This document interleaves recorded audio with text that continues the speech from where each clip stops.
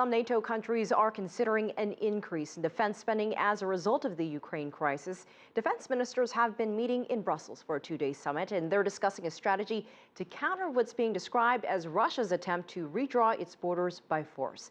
Meantime, Russia says it is reorganizing its armed forces to strengthen mobility in response to NATO's plans. CCTV's Jack Barton reports from NATO headquarters.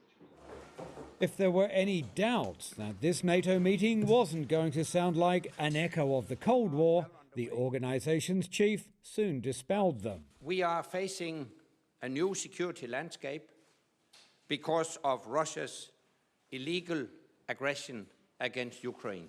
On Monday, Russia and NATO said their positions had essentially become unbridgeable. The meeting follows talks between Russia's envoy to NATO and officials here, at which Russia accused NATO of encouraging Kiev to launch attacks in Ukraine's east, while NATO accused Russia of stoking tensions there and providing arms to separatists.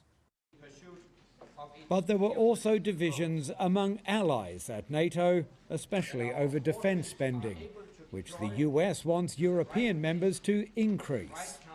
Europe is also more cautious when it comes to measures such as troop buildups in the east that could provoke the Kremlin. However, US President Barack Obama's pledge of up to $1 billion to boost defenses in Eastern Europe was warmly welcomed. It is a clear sign of America's commitment to Europe, and it's a clear sign of the strength of the transatlantic bond.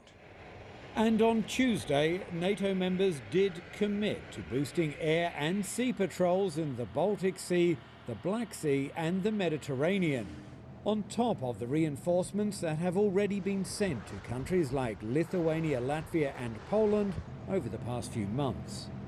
Jack Barton, CCTV, Brussels.